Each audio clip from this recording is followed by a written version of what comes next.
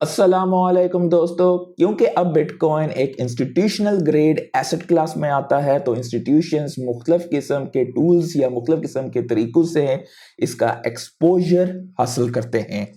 हाल ही में इस साल के आगाज़ में बिटकॉइन का स्पॉट ETF आया था और उसने कामयाबी के झंडे गाड़े थे। जो चीज़ गोल्ड के स्पॉट ETF को 20 साल लगे थे, जितनी इन्वेस्टमेंट जितना सरमाया आने में, उतना इसने 1 साल में हासिल किया है। तो इस वजह से मुख्तलिफ किस्म के एक्सपोजर हासिल करने के लिए मुख्तलिफ किस्म के जो हैं अनोखे तरीके हैं जिनके ज़रिए बिटकॉइन का एक्सपोजर हासिल कर रहे हैं इंस्टीट्यूशंस। डोनाल्ड ट्रंप ने इस साल डोज के 2 मेंबर बनाए थे, विवेक रमासावे और इलोन, जो कि डिपार्टमेंट ऑफ गवर्नमेंट एफिशिएंसी, गालिबन उसके हवाले से मैंने वीडियो बनाई हुई है, लिंक ऊपर लगा दूंगा अगर आप जानना चाहते हैं उसके हवाले से। तो इनकी एक कंपनी है जिन्होंने फॉर्म किया, उनके फाउंडर हैं स्ट्राइव बेसिकली रेगुलेटर से परमिशन हासिल करना चाहती है एक्सचेंज ट्रेडेड फंड्स यानी कि ETFs के हवाले से। फ़र्क ये है कि ये ETFs जो होंगे ये कन्वर्टिबल बॉन्ड्स जो सी भी कंपनियां इशू करती हैं, लेकिन वो कंपनियां बिटकॉइन में सरमायाकारी यानी कि बिटकॉइन परचेस करती हैं उन कन्वर्टिबल बॉन्ड्स को इशू करके। तो उनके ETF उन कन्वर्टिबल बॉन्ड्स के ये स्ट्राइव जो है इशू करना चाहती है। अब जिन दोस्तों को मालूम है, बॉन्ड बेसिकली एक ऐसा टूल होता है किसी भी कंपनी का। कंपनी नॉर्मली इक्विटी जारी करती है जिसपे आप उसके शेयर होल्डर बन जाते हैं उस इक्विटी को परचेज करके।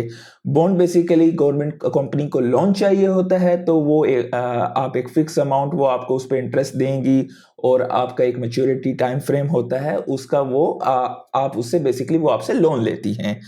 तो इन केस के अगर कंपनी बैंकक्रप्ट हो जाती है या कुछ हो जाता है तो भी बॉन्ड्स जो हैं कॉमन शेयर होल्डर की निस्बत उनको पहले उसकी जो है लिक्विडेशन में पैसा वगैरह मिलता है।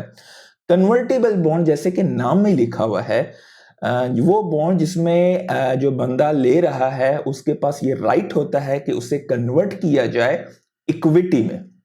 प्री डिटरमिन्ड उसकी अमाउंट होती है कि कितनी इक्विटी मिलेगी। अगर वो एक्सरसाइज करता है इस ऑप्शन को तो वो कंपनी का जो लोन उसने लिया है, बॉन्ड मतलब उसने पैसा दे के वो बॉन्ड हासिल किया है, तो वो कंपनी का शेयर होल्डर कन्वर्ट हो सकता है। अब गेम ये है कि माइक्रो स्ट्रेटेजी मशहूर है ज़माना, ये अब कन्वर्टेबल बॉन्ड्स इशू करते हैं और इनका क्या गोल है, जो भी उसे पैसा आता है उसे मजीद बिटकॉइन एक्यूमुलेट करते हैं। मार्केट में सप्लाई मजीद रिड्यूस हो रही है और सप्लाई रिड्यूस होने की वजह से प्राइस अप्रिशिएट होती है और उनके शेयर की प्राइस मजीद अप्रिशिएट होती है। हाल ही में उनका डेफिनेटली बिटकॉइन के हवाले से भी है कि जो आपको जो जिस तरह के डिविडेंड्स वगैरह मिलते हैं, डिविडेंड बिटकॉइन की सूरत में भी आगे कुछ प्लान्स वगैरह हैं इनके इसके हवाले से। तो ये एक एक्सपोजर का तरीका है और एक्सपोजर के साथ साथ वो अपना एक और कारोबार कर रहे हैं स्ट्राइव वाले कि ऐसे बॉन्ड्स हासिल करेंगे जो कि कन्वर्टेबल बॉन्ड्स होंगे और उनका ETF बनाएंगे और ETF से वो भी पैसा कमाएंगे। तो ये एक अनोखे तरीके हैं और पैसा इनमें बहुत ज़्यादा इंस्टीट्यूशनल्स जो हैं इस वक्त जा रहे हैं। तो आप अंदाज़ा लगा सकते हैं, मतलब ये थोड़ा सा मुझे समझाने में और आपको समझने में शायद आपको थोड़ा टाइम लगे, लेकिन ये तरीक़ेकार हैं, इस तरीके से पैसा कमाया जा रहा है। आगे चलते हैं हम। बिटवाइज ने भी फाइल किया है ETF के लिए। अब ये इन्वेस्टमेंट जो है इनका तरीकाकार क्या होगा, एक्सचेंज ट्रेडेड फंड्स जो इनके होंगे, ये करना चाहते हैं इन्वेस्टमेंट उन लार्ज पब्लिक कंपनीज में जिनकी ट्रेजरीज यानी कि जिनकी बैलेंस शीट पे 1000 बिटकॉइन जो है कम से कम हो, तो वो उसका ETF बनाना चाहते हैं। ये सारी चीज़ें इसी तरफ इशारा किया जा रहा है कि बिटकॉइन से जो है मज़ीद मतलब उनको टूल्स मज़ीद ऐसे प्रोवाइड होंगे मार्केट में आने वाले दिनों में कि आप एक्सपोजर हासिल कर सकते, क्योंकि बिटकॉइन एक खास अमाउंट भी, बिटकॉइन $100,000 के आसपास है। हर बंदा उस पर हाथ नहीं डाल सकता है, उसकी सिक्योरिटी के मसाइल और मुख्तलिफ किस्म की चीज़ें, हर बंदा इस काबिल नहीं होता है। तो ये एक मुख्तलिफ किस्म के जो हैं आप कह सकते हैं उसको एक्सपोजर हासिल करने के मुख्तलिफ तरीके होंगे। बिटगेट का टोकन बहुत ज़्यादा चढ़ा है, उसमें काफ़ी ज़्यादा बुलिश खबरें आ रही हैं बिटगेट के हवाले से कि उनका बिटगेट का जो है तकरीबन 800 मिलियन टोकन जो है जो कि 40% ऑफ इट्स टोटल सप्लाई है उसको बंद किया जाएगा जल्द ही। और उसके अलावा क्वार्टरली बर्निंग वगैरह भी, मतलब एक मैकेनिज्म कर रहे हैं जिससे डिमांड और सप्लाई का गैप हो और उसमें जो है टोकन प्राइस एप्रिसिएशन है, बुल साइकिल का आगाज है, तो ये चीज़ें होंगी। सिंगापुर मैसिवली स्टैंड आउट करता है। हाल ही में कुछ स्टडीज़ हुई हैं, उसके मुताबिक सिंगापुर जो है ग्लोबल चैंपियन है ब्लॉकचेन टेक्नोलॉजी में। यूरोप में अब काफ़ी ज़्यादा सख्ती हो रही है, तो ये कुछ चीज़ें हैं आपको समझनी पड़ेंगी। आपके अपने वॉलेट में पैसे पड़े हुए हैं, मुख्तलिफ किस्म के कॉइन्स, आप अगर एक्सचेंज पे डालते हैं तो वो देखिए आपसे क्या कहते हैं, यू हैव अ पेंडिंग। अभी एक बंदे ने XRP डिपॉजिट किया है अपने वॉलेट से एक्सचेंज पे, तो यू हैव पेंडिंग इतने amount of XRP, we will notify you when your deposit is confirmed. साथ ही साथ उसे ये पूछा जाता है कि आप जो है, उनके नए ट्रैवल रूल्स वगैरह आ रहे हैं कि हाँ भाई 30 दिसंबर से, कि अगर आपके पास जो है कॉइन्स हैं, आपको बताना है ये आपकी अपनी मलकियत है और ये क्या है सारा कुछ। तो ये चीज़ें काफ़ी ज़्यादा जो है रिस्ट्रिक्ट करती हैं ग्रोथ को। जितने रेगुलेशंस, अगर एक ख़ास हद से ज़्यादा रेगुलेशंस हो जाएं तो वो भी बहुत ज़्यादा जो है एक स्ट्रिक्ट सा इन्वायरमेंट पैदा करते हैं, जो कि एक ख़ास हद से ज़्यादा स्ट्रिक्टनेस भी अच्छी नहीं होती है। तो लेट्स सी आने वाले दिनों में इसके हवाले से क्या होता है। इसी वजह से ज़्यादातर मिलियनर्स मुल्क को छोड़ के दूसरी साइड पे चले जाते हैं, जहाँ पर एक फ्रेंडली और पीसफुल माहौल हो ज़्यादातर। टेरा लूना के फाउंडर डो क्वान को जो है अब एक्स्ट्राडाइट किया जाएगा US में, कंफर्म हो गई है ये बात। और रशिया जो है सैंक्शंस को अवॉइड करने के लिए बिटकॉइन को इस्तेमाल करता है, फाइनेंस मिनिस्टर ने कहा है। चेन लिंक का मार्केट कैप इस वक्त जो है टोन कॉइन के आसपास है। मेटा प्लैनेट के CEO साइमन गैरोविक ने कहा है कि they are just getting started, मतलब वो बिटकॉइन की स्टैकिंग बहुत तेजी से और एग्रेसिवली करेंगे आने वाले अरसे में। आफ्टर बाइंग इन्होंने तकरीबन 620 बिटकॉइन जो हैं $100,000 से नीचे खरीदे हैं अभी फिलहाल। अच्छा, एक रिपोर्ट है इंडिया के हवाले से कि इंडिया में जो लोग सबसे ज़्यादा जिस कॉइन को होल्ड करते हैं वो डोजकॉइन है, और जिस कॉइन की सबसे ज़्यादा ट्रेडिंग करते हैं वो शिबा इनू है। ट्रंप एडमिनिस्ट्रेशन के हवाले से कुछ खबरें हैं कि इथेरियम को दोबारा से ग्रेट बनाया जाएगा 2025 में, रेगुलेशंस की ओवरहॉल की जाएगी कंप्लीट। मेन चीज़ क्या है कि इथेरियम का ETF तो आया था, इतना कामयाब नहीं था इस साल के शुरू में।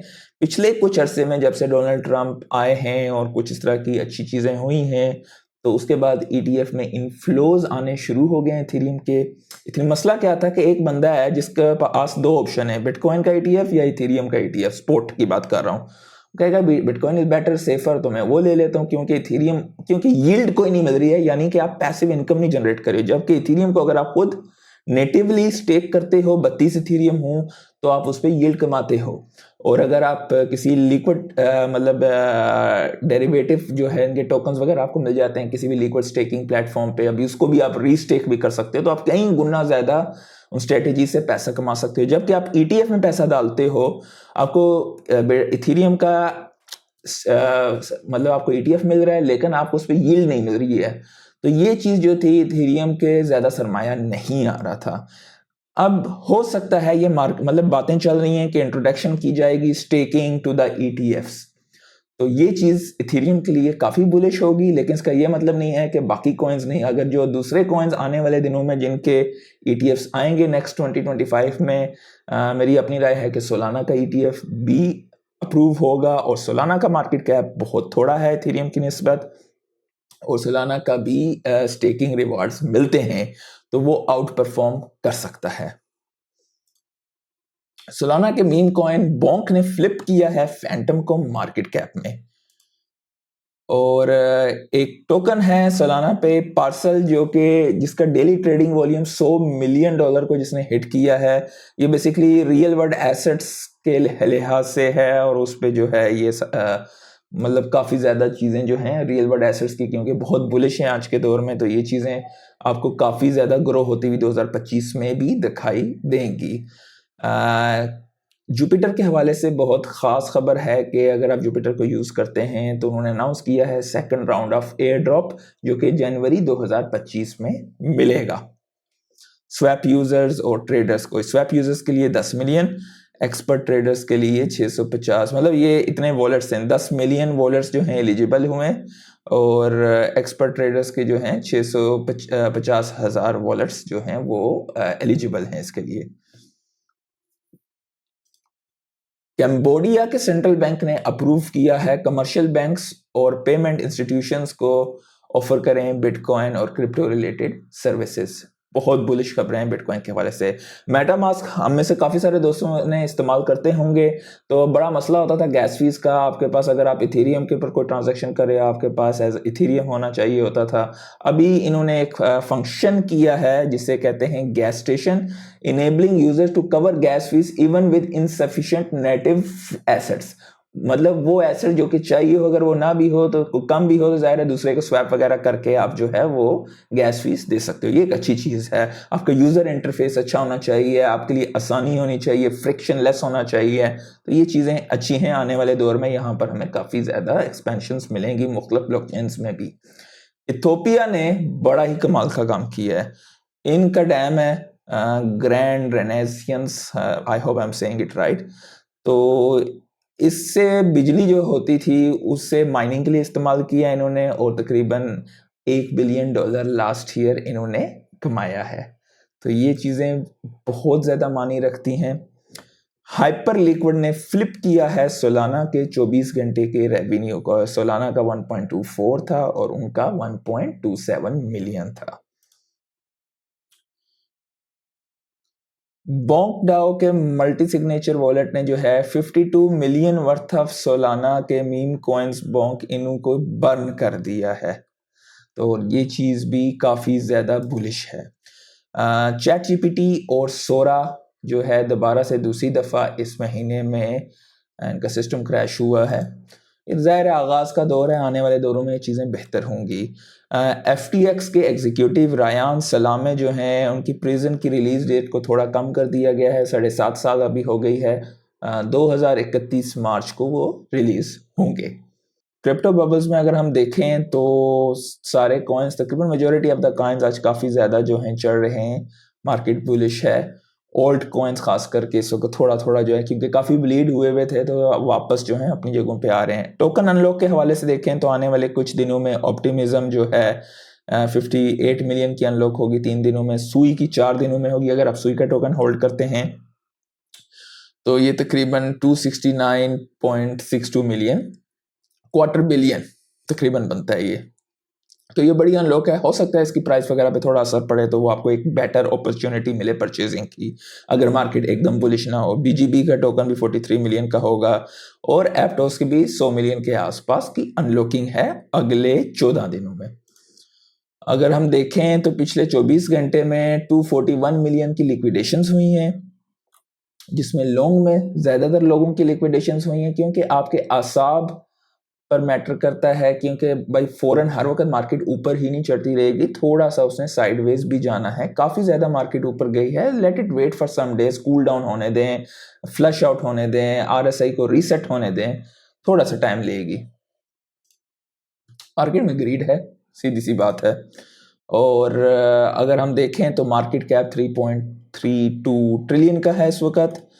और पिछले 24 घंटे में अगर देखें तो virtual, BGB, Lido, Brett meme coin, Bonk meme coin और गेट टोकन वगैरह ये काफ़ी चढ़े हैं। उम्मीद करता हूँ आज काफ़ी कुछ सीखने को मिला होगा। लाइक कर दीजिएगा, सब्सक्राइब कर दीजिएगा। आज के लिए इतना ही।